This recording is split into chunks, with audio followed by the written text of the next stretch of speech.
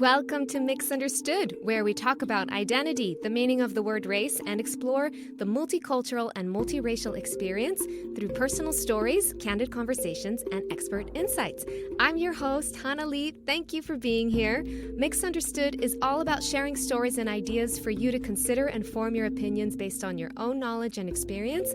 My hope is to explore, learn, and grow together with you. I don't claim to have all the answers. My aim is to start conversations around these topics. Before we dive into today's episode, I wanted to let you know that this is going to be the last interview of the season. I can't believe it. I've loved sharing these conversations with you, and I'm so grateful for your support. But don't worry, there's still one more mini episode coming your way where I'll be sharing my closing thoughts and reflections on season 2. So back to today's episode. Today we're exploring the love story of Emi and Philip, a multicultural couple who met in the US in the early 2000s, before Zoom calls and smartphones were even a thing. Emi is Japanese, Philip is English Australian, and their relationship has taken them across continents and through countless logistical challenges and bureaucratic hurdles. If you are or have been in a long-distance relationship, then you know this is a very real part of being in an intercultural relationship sometimes, and I hope that Emi and Philip's story will encourage you. Navigating long distance and a bunch of big moves between Australia, Japan, and the US during the rise of technology, through the 2011 earthquake and tsunami, and the 2020 global pandemic, these two are the epitome of staying focused on the task at hand, even if it meant hours of applications, visas expiring, expensive flights, starting over with new careers, and even learning to navigate each other's languages with all the unique expressions and accents that come with them. But their journey wasn't just about logistics. It was about finding the place where they could both be fully themselves. They made countless sacrifices for each other, but above all, it's about two individuals searching for that elusive place where they can both thrive together. Where's that place? Let's find out. They assume that I don't understand English at all, even though I do understand it, but because how I look, some people are like, oh, you probably don't understand English or something. I mean, after I moved from Japan, people thought that I wasn't from Australia because my behaviour was different. And I had a weird kind of accent that was mixed of Australian and English and Japanese and all sorts of things. I flew back to Japan first and then told my parents. I never told my parents that I had boyfriend, but first time ever said to them because I'm going to Australia.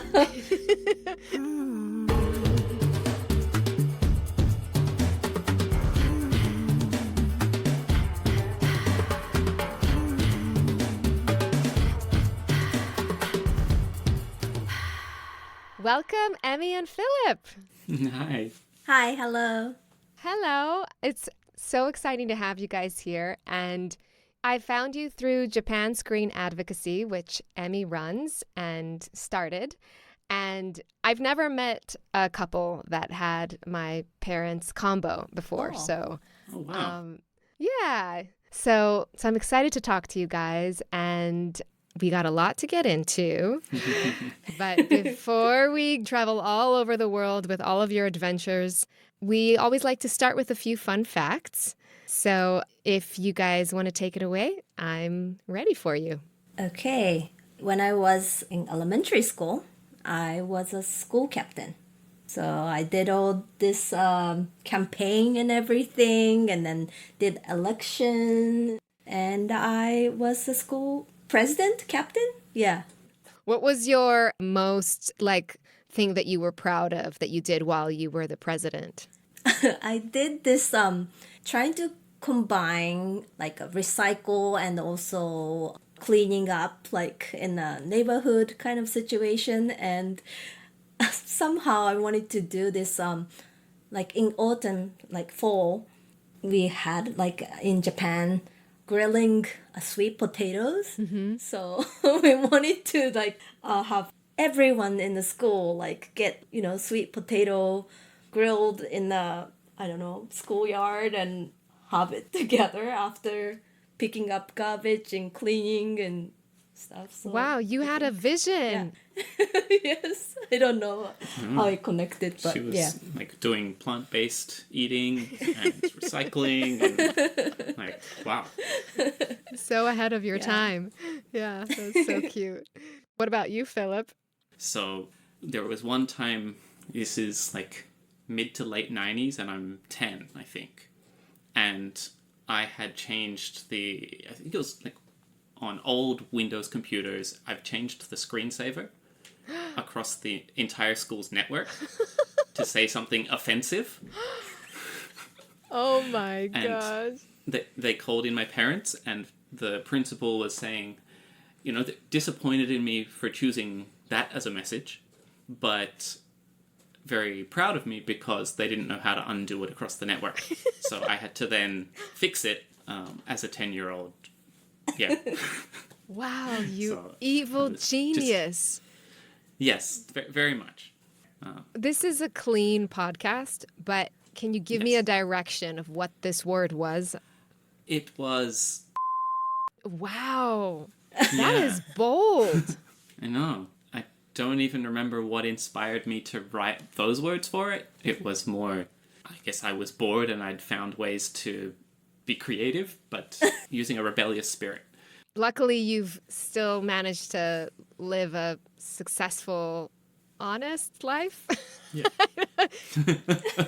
Yes, I think so. Sounds like things worked out for you. Yeah, well, I've got a school captain keeping me on the straight and narrow.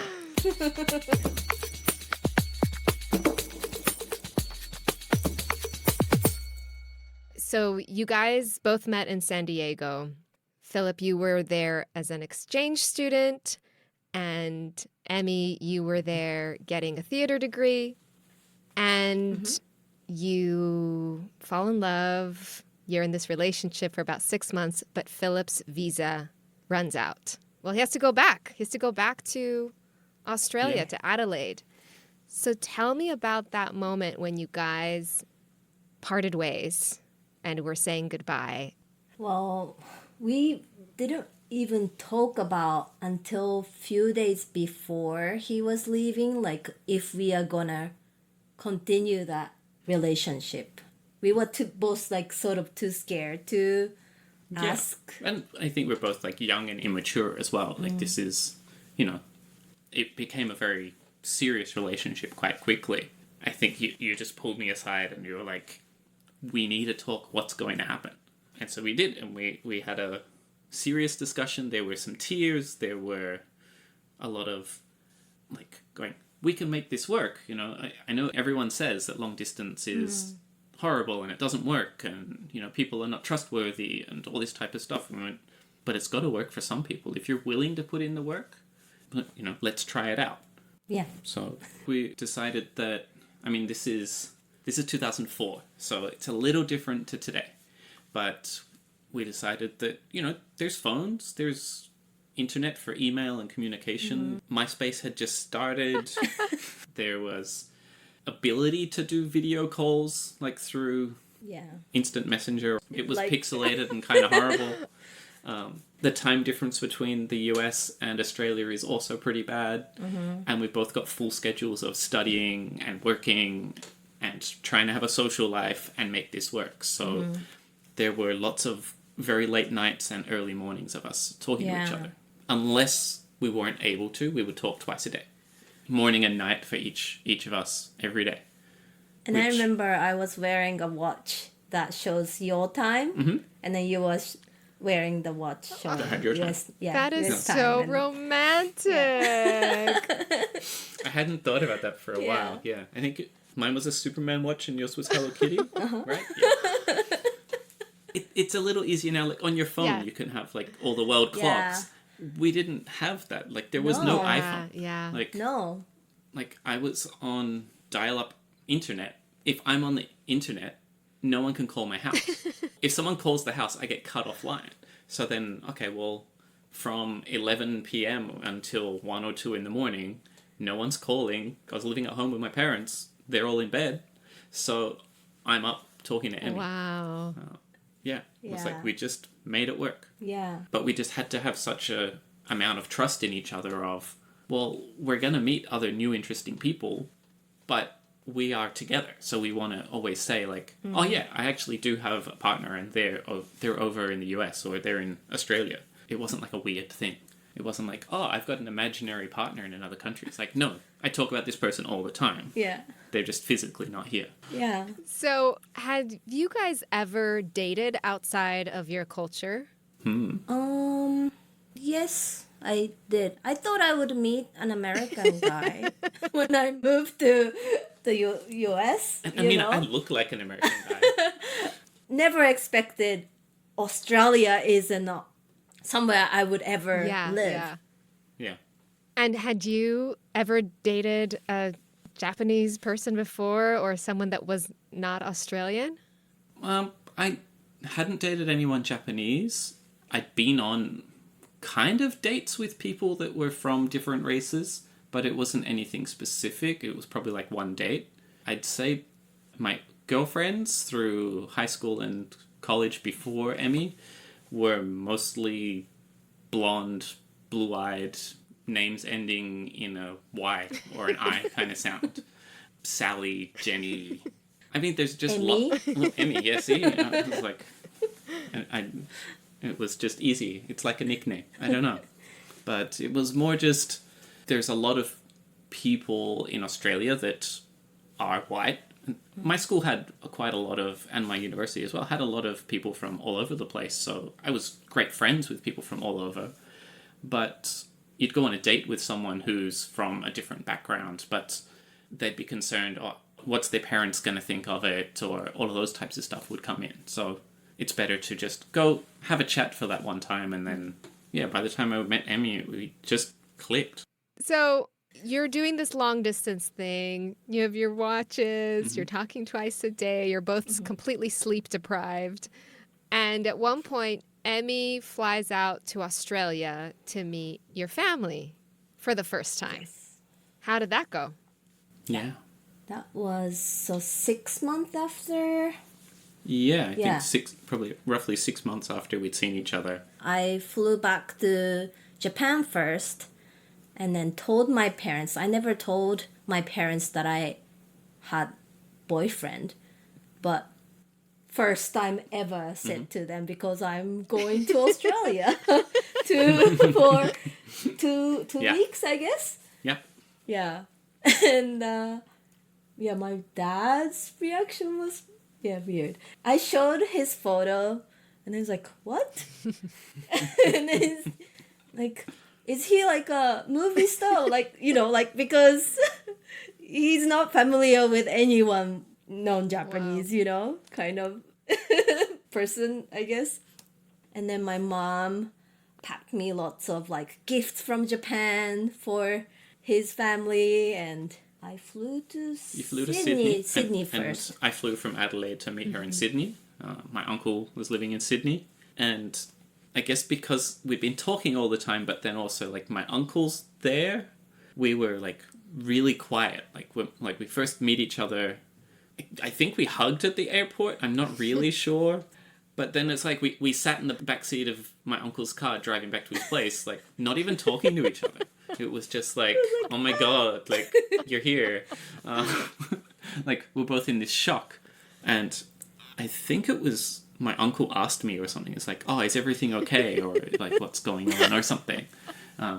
We didn't even realize that we were awkward or whatever. Yeah. I don't think it was just like, okay, we just need like a couple of hours to be like, oh, all right.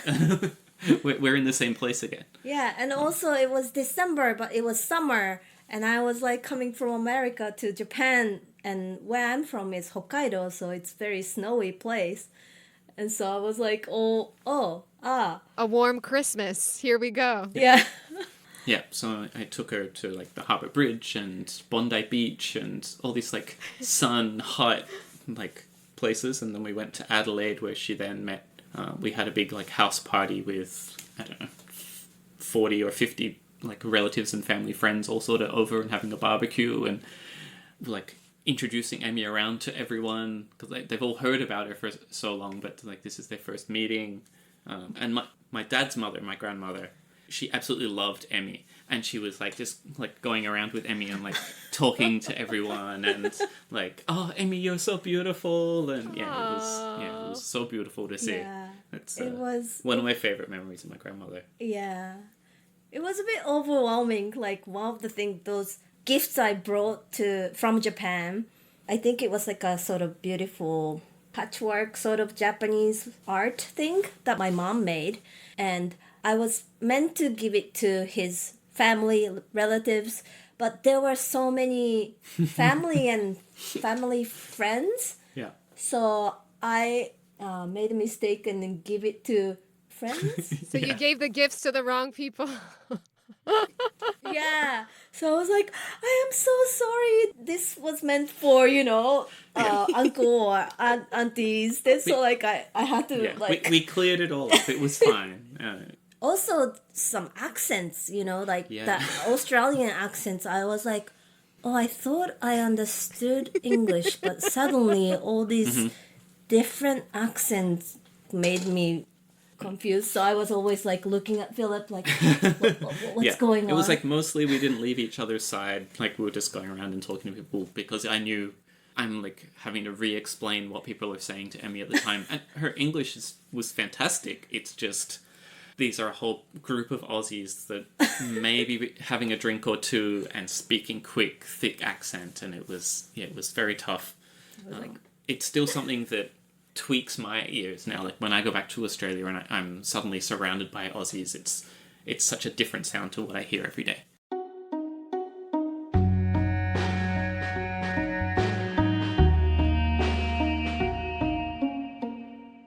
We probably spent a bit of time during then trying to talk about what our future will be. We were both still studying.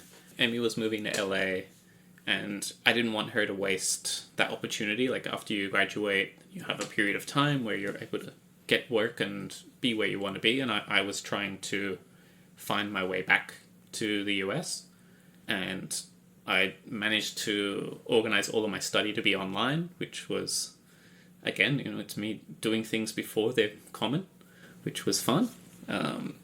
And to do that, we could do a 3-month visa, like tourist visa from Australia to the US with no problems. But I wanted to be here for as long as possible, and I learned there's a 6-month non-working visa. It's like extended tourist visa. And so I was applying for that, and I kept getting rejected by the US government. So yeah, to apply for that, I had to fly from Adelaide to Melbourne, because the consulate was in Melbourne, and then pay for their application and all of these things. And I'm a student and I'm working at a pizza shop, and I don't have a lot of money. I'm wanting to use this money to be able to travel to the US, and I had to go 3 times.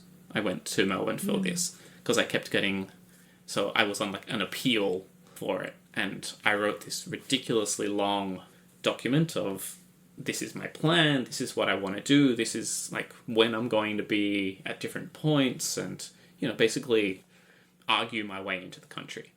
And thankfully the person was convinced and thought, wow, you've put in a lot of effort, you seem that you do want to be genuine with this.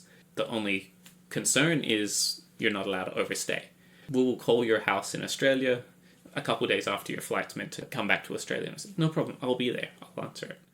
And then, after I came back 2 or 3 days later, call from the US government to my house saying, like, who are you? Like, what flight were you on? Like, asking, a bunch of questions to verify that it's me.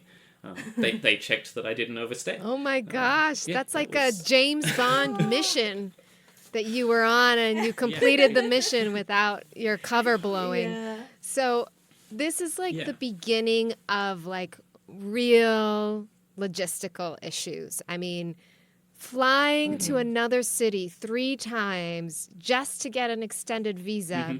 Okay, then you got it. And then you need to pay for a really expensive ticket to fly to LA and have the money. You can't work while you're there. You can't just go work at a pizza shop. You don't. So you need the money to be able to spend while you're there. And so, okay, so you're in LA on your secret mission that's been approved, and you've even convinced your university to finish your studies in the US, which I've never even heard as like that's a thing.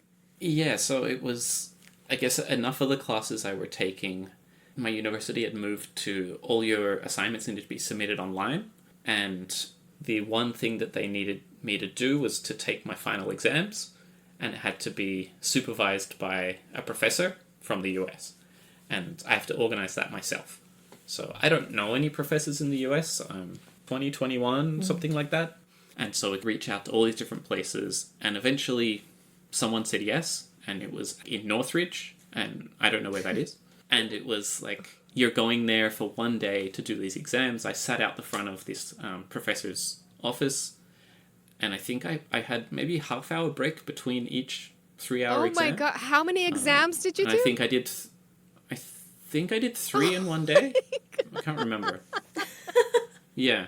I don't think I was able to write again for like the next like week. Oh my God. It's like my hand was dead. It was just sit there, write, do all of this exam.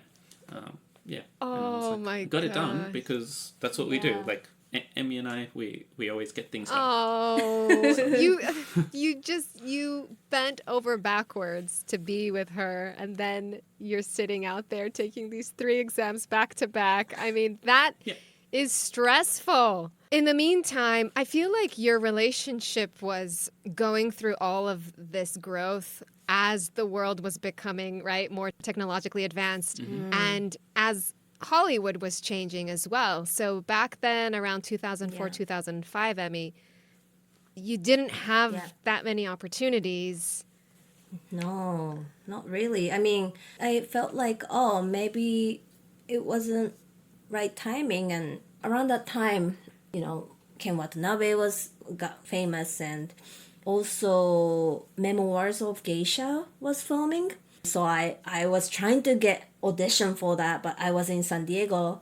So I was trying to even sent a videotape or something to Japanese casting, and didn't even, get to it. Like, everyone has to be physical at the time too. And turned out, like, even Memoirs of Geisha, not many Japanese actors were cast. Oh, really? Even the lead wasn't Japanese. So I was a bit disappointed, I guess. I thought, my visa was also expiring, and my love of my life is being miles and miles away. So, like, what's the next step for us to be together? And I just couldn't move right away to Australia. I guess the expectation, like unspoken expectation from my parents that, like, oh, you've been living away for 5 years, you are coming back to Japan, right? Kind of not even a question, I guess. So after living together in LA for a bit, probably 7 or 8 months later, I went over to Japan for a month just to test out what is Japan like. I mean, by this stage I've been together with Emi for 2 years, and I probably know like 5 or 10 Japanese words. So it's not that I didn't want to learn, but it's that I don't have a lot of application to be using it. I'm focusing on university study and other things. So it's, how do I get by day to day? So yeah, we went there, and on the day I arrived, it snowed in Tokyo, and I'd never seen snow before in Australia. So it felt like, on top of Japan already being exotic and different and like just culturally significantly different, it's January and it's freezing cold and there's snow, and it was like overwhelming every sense, but in a really good way. So then we went up to Hokkaido and spent time staying at your parents' place and like meeting grandparents and family, and it was beautiful. They all welcomed me with like open arms. They were fantastic. We always joke that, oh, maybe your parents like me more than you. Which is not true. They absolutely love you. But but yeah, especially well. my mom, like, have a huge trust on him. Like, oh, you're so lucky to have Philip. And She says thank you to me a lot. And I'm like, thank you. I'm like, Emi's amazing. So Like, thank you for dealing with our daughter. yeah, I don't know. I'm like, Like, if it wasn't for me, your daughter might live closer to you and things. I don't know, but yeah, we get along really well. Your grandmother was fun as well. Yeah. Like, she'd come over and like hand me the newspaper to read, and I'm like, I can't even speak Japanese, let alone read it. But she was just, like, oh, I'm finished with this. I'm like, okay, I'll like flick through for a little bit. 6 months later, I was moving to Japan full time with a job. I was an English teacher at elementary schools. So for the first 2 months, I was terrible. None of the teachers at the school spoke any English, so we couldn't discuss lesson plans or anything. We'd had 3 days of training before going into a school, and so I had no idea what to do. It was very challenging, but I grew to love it, and it was such a meaningful experience of me learning about Japanese culture through the eyes of kids. It was just amazing. And you, Emi, were in the meantime trying to see, okay, what are my options in acting in Japan? Yeah, and when I went back, I was trying to find agency or management in Tokyo, but I was maybe 25 or so, and now the response was like, oh, you're too old. I guess they want to mold certain talents from the young age to, something like that. And I felt like, oh, maybe I'm not right for acting in Japan, even I am Japanese. And so at least I was trying to find a job that could use speaking English. So the job I got was like a very corporate, wearing a corporate uniform and everything. So weird. Yeah. Did you ever feel that your time in the States changed who you were, like that changed the way you behaved in Japan? Yes, I think lots of coworkers notice how outgoing or expressive I am. Oh, you're very American, or some people might say. I guess I was very much, social kind of person, and also very outgoing, extroverted kind of person anyway.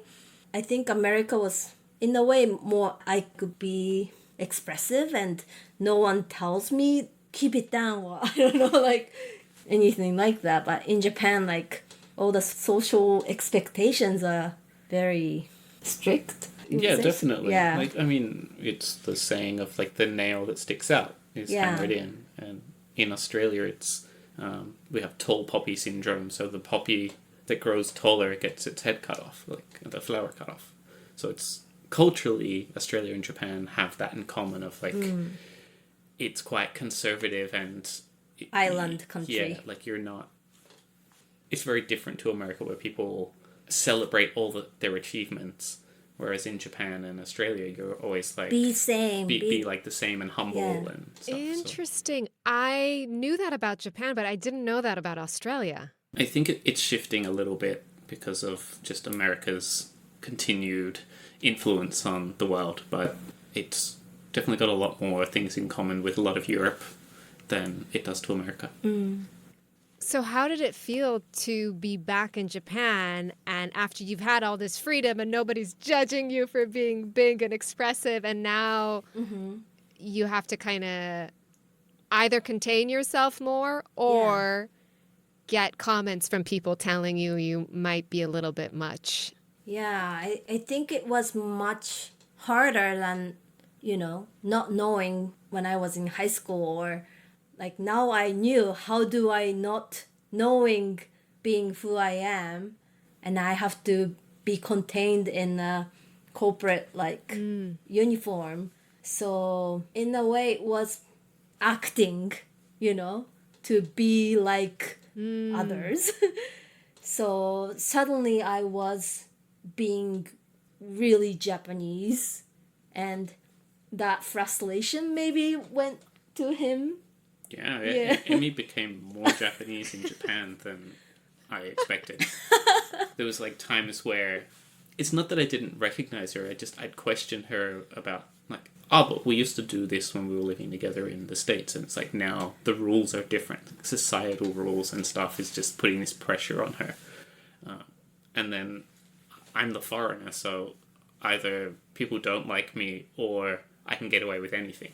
Like, they're pretty much the two options for foreigners in Japan. You can either try to fit in, but you never fit in, or you just act like the tourist the whole time. And so I didn't have all that societal pressure on things, but it's like double on her. Yeah.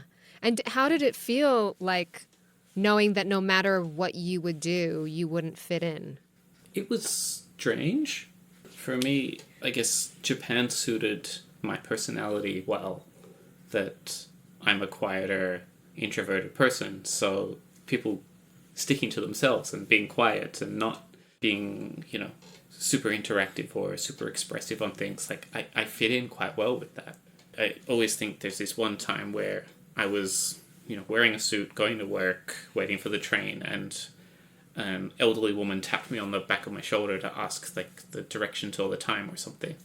So I turned around and I answered her in Japanese, but then she's like, oh, no English, and walked away from me and asked someone else. And I'm like, but I spoke Japanese. And it was just like, so as much as you have this community and you assimilate into the culture, there's always going to be your past experience and your past culture, as well as the way you present yourself or the way others perceive you to be, that's always going to influence things. So that was definitely something new to me at the time, and I learnt about a lot of what Emi had gone through when she was in college in the US or when she'd visit Australia. So it really opened my eyes up to just people and what different stories we all have.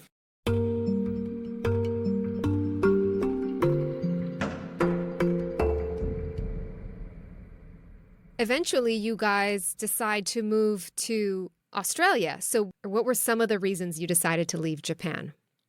In 2011, there was huge earthquake in Japan. The huge tsunami. Mm-hmm. Yeah.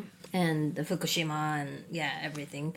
And his family's worried about him, and maybe at the time, maybe fifth year Yeah, so it was like fifth year of living there. of living there. And seeing him working the same job and not having like a career progress hurt me in a way that, like, oh, you could do so much more of what you studied or what you know.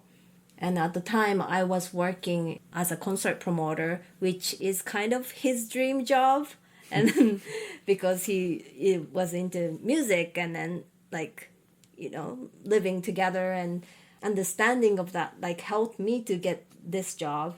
So I felt like there's a dynamics change that, oh, what if being in Australia and with his native speaking language, would the dynamic change? And also most of government or the sort of like documents and everything is in Japanese, so I feel like I was in charge, taking care more. So I felt like, oh, what if we moved to Australia, that dynamic would be different. So you guys decide that, okay, we're going to make a big change. We're going to start all over again. And we're going to go to Australia. So what were some of the logistics of that? Well, first we had to apply for a partner visa. So that took maybe 6 months or so. And it was after the earthquake. So all the process at the consulate moved to Korea instead of Japan. So before, they used to say it would process within 3 months, and they instantly said it's at least 6 months before it processes. Also, when you go for these visas, you have to write so much to prove that you're a real relationship. Thankfully, we have lots of documentation and things, but it's a lot of work. Like what? Past 10 years of addresses and... like references from families and friends to say, I know this person, it's genuine relationship, photos... emails and letters. Emails and letters. Like, personal stuff You have to like submit all of this to show that you're a real relationship. How did you pick like which email you were gonna send? It would help if it was talking about like a trip or something that we were going to be doing together, or if it was including someone else so that that person could then be a reference for us and be like, yes, they were on that too. Okay, so you guys were very strategic about it. You weren't like, let's show them the one where I said, I love you for the first time. Yeah, no. No. Not like that. But I mean, there was, lots of photos, lots of things that we'd done together. We'd been together for quite a while at this stage. So Yeah. then we moved to Melbourne, Australia, which was beautiful. Yeah. And then we were trying to think, well, what are the things that we like to do and where there's opportunities for it? So Melbourne's known as like art capital of Australia and sports capital and music capital. Like it's all these like cultural things. So by this stage, we both feel like, oh, we could work anywhere. But how do we spend the time that we want to do other things? So yeah, Melbourne was the right choice for us.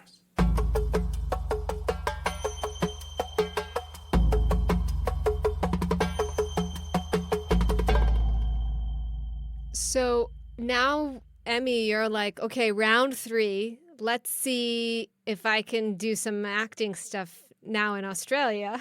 Yes. And now you're a foreigner in Australia. How was that for you? Did you feel accepted into Australian society?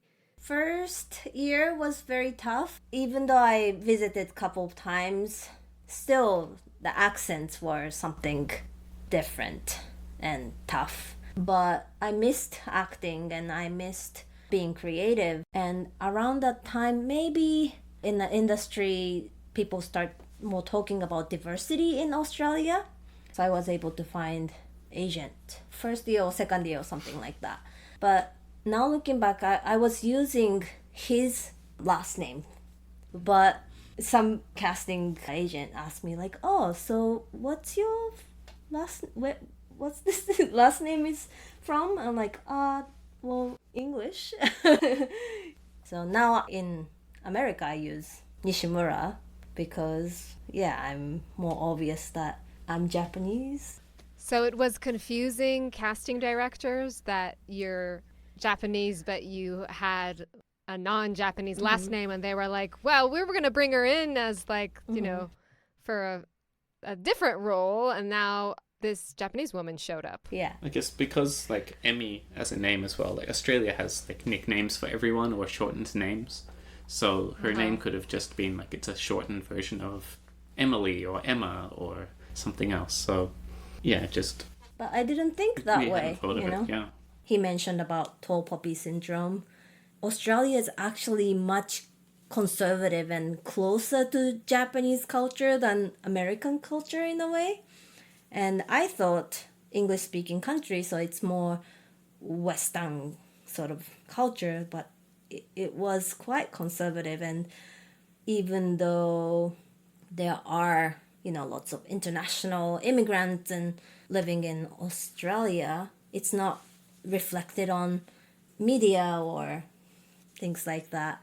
And because I made, accent is difficult and trying to understand, so they assume that I don't understand English at all, even though I do understand it, but like, because how I look, some people are like, oh, you probably don't understand English or something like that. Yeah.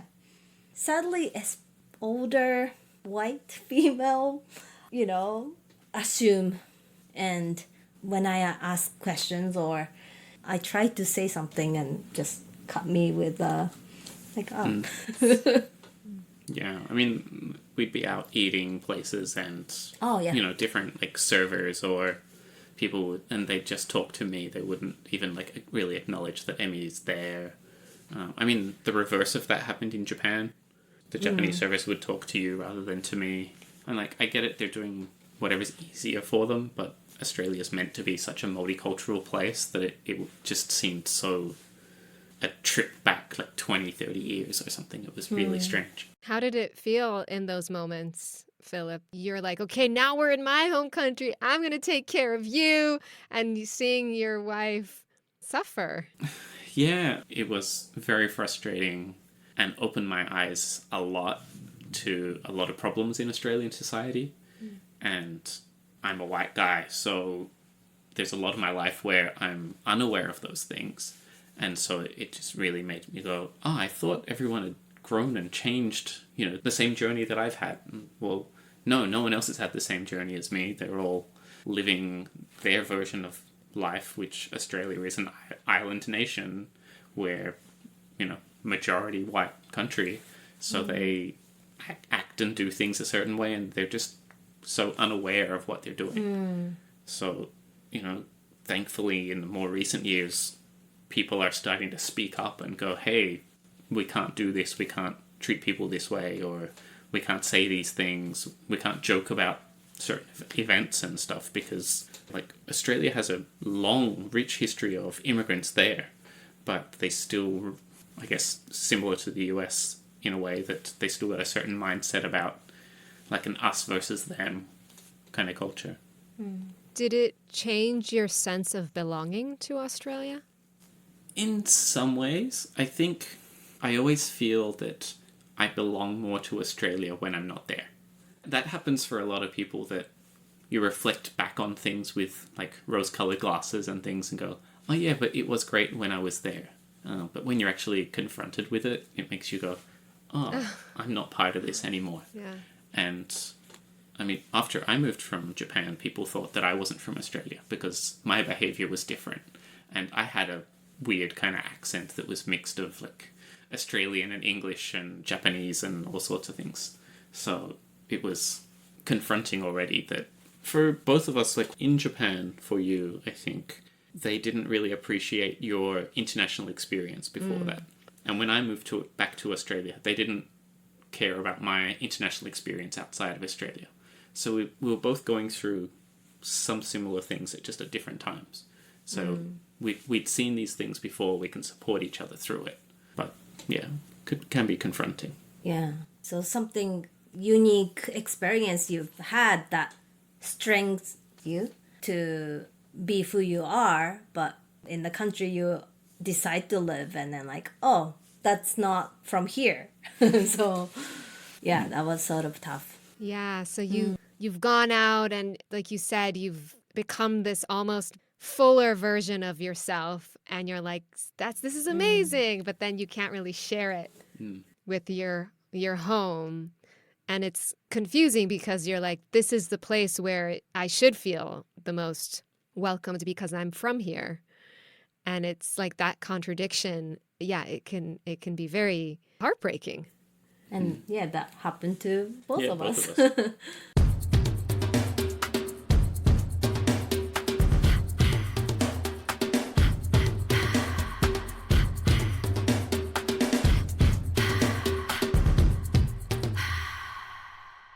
So you've had all these hurdles of wanting to be together, but in order to be together, you had to keep shifting, restarting, pivoting, applying, proving, all these things. And eventually a little miracle happened, or maybe not so little. Oh, it was huge.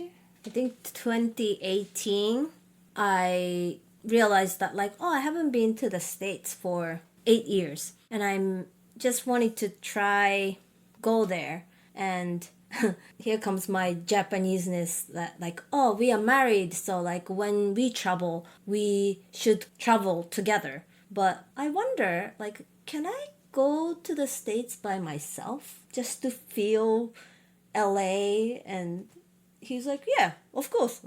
Yeah. I'll stay home and look after the cats. So. And I went and stayed with my friend, and I've audited acting classes and met some Japanese actors in LA to how their experience in industry changed since I was, back in over 10 years ago to being LA. And I was very shocked that oh, there are more opportunities here. And at the time, I felt like, oh, I feel like I'm coming back here. And a month later, after I came back to Australia, we've been applying for this US green card lottery for years. Yeah. Most of the years that we've been together, I guess, just to have the option. Like, we met each other here. We both feel some kind of connection or want to seek out life here. And also, you had so much experience with paperwork at that point. You were like, we're addicted to this. Like, let's just, if we're not doing paperwork every 6 months, like, something's got to be wrong. Pretty much, yeah. And yeah, we found out he won the green card lottery, which is Like permanent resident visa for the United States. And like, Yeah, oh my and gosh. as we're married, then it means that we're both eligible to move over here, and we had to sit and have a serious discussion as to, well, do we move or not? We were comfortable, and you were doing like some different acting in plays and music videos and things, and I was working a pretty good job that flew me over to the US each year, which was kind of fun. So it was like we were doing well and we were comfortable and liked our daily life, but we're like, well, what's this new opportunity? And we jumped. we decided to jump for it. Take the leap. Yeah, it's always worked for us in the past to follow your gut and seek that new adventure. So we did, and Yeah. it takes about a year from when you win before you go through and you have an interview and all these. There's a lot of steps for moving to the US, and I had to fly to Sydney to do an interview at the US consulate. So that was nice. It was no longer in Melbourne, so I didn't have like a panic attack about it. But at this point, you're living in Melbourne. You're still having to fly out of where, yeah. Yes. So I still had to fly. Yes.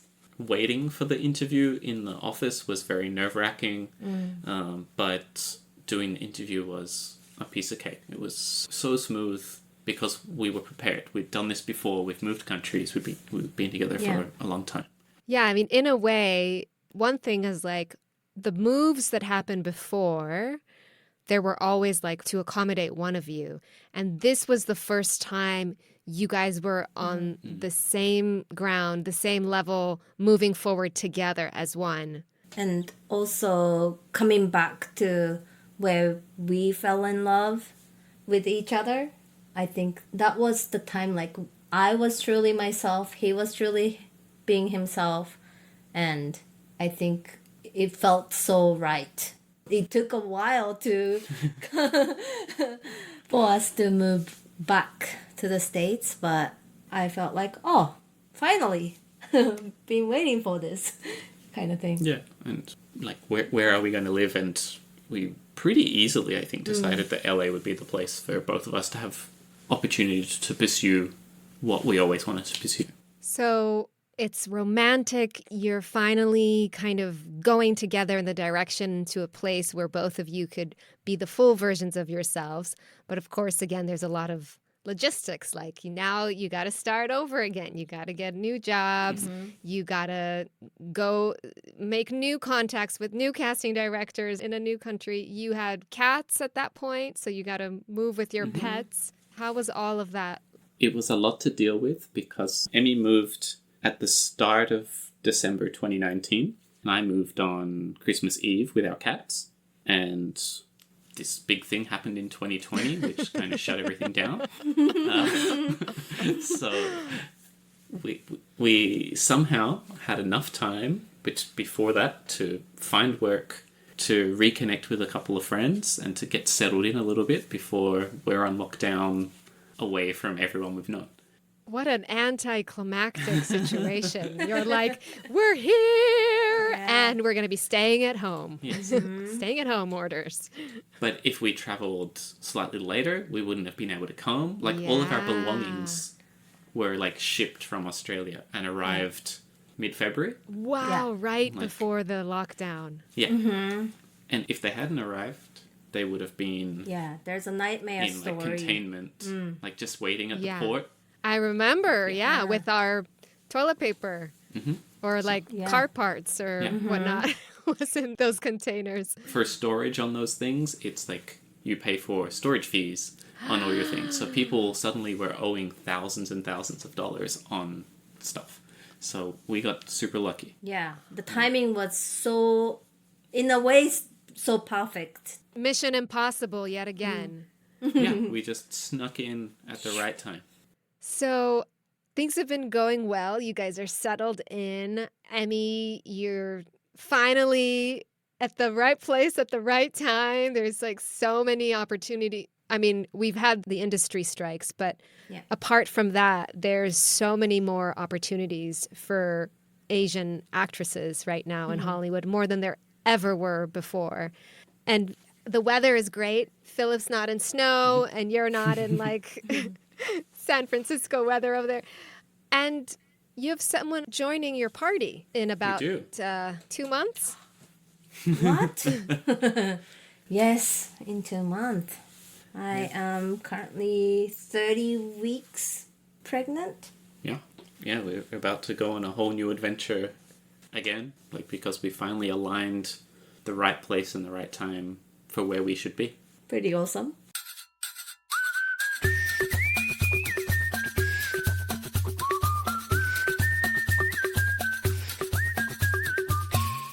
Wow, Emi and Philip, it's been so fun just talking to you guys and learning about this whole journey that you guys have been on together. How was this for you? Do you have anything else, any closing thoughts? I think it just really shows that for us, like, community's always been really important to find your people and to build support. So I really want to plug Emi for doing that because she's fantastic at setting up community and helping people. So there's something big that you're kind of doing with that. Oh yeah, like earlier, Hanli mentioned about Japan Screen Advocacy is, building a community for Japanese and also anyone with ties with Japan to support and promote and celebrate, what we achieved, because I think we are a bit shy about that, celebrating what we achieved in the industry. So yeah, I wanted to build a community and already meeting amazing people just by doing a monthly meetup. Yeah, I had the opportunity of going to my first Japan Screen Advocacy event, and I loved it. There was an incredible range of diversity in the crowd. I thought everyone was going to be like Japanese people from Japan that spoke Japanese, and there were mixed couples, mixed people that spoke Japanese that didn't look Japanese, people that weren't Japanese that spoke Japanese, and it was just really exciting. And it was people from all kind of different departments in the industry, from music, directing, writers, and it was really cool. So it's really amazing to see what you've built and that you're providing now support for other Japanese actors as well as industry folks. And so it's really also come full circle, I think, for you in that regard, that you're in a place where you can provide that support to others. So I will make sure to put the Instagram handle in the show notes. Even though the baby is coming, he'll take care of her, we'll and work it out. I'll still have more events. Okay, great. I look forward to joining more of these events. If you guys enjoyed this episode, if you learned something new, if it made you laugh, if you just related to some of the things we talked about, please share it with the people you know, the people you care about, or someone that you think that would benefit from it. Also, if you want to share anything that relates to it, or you have any thoughts on what we talked about today, you can email me at mixunderstoodpod@gmail.com, or you can leave me a voicemail at 323-524-8662. And we also have a Patreon if you want to support this. And that's it. As I said, this is our last interview for season 2. Following this, I'm going to post one more short episode to share some of my personal reflections on the season, so stay tuned for that. On that note, I want to say thank you again, Emi and Philip. Thank you very much. Alrighty, bye! Bye! This episode was produced by me, music by Matthias Kunzli.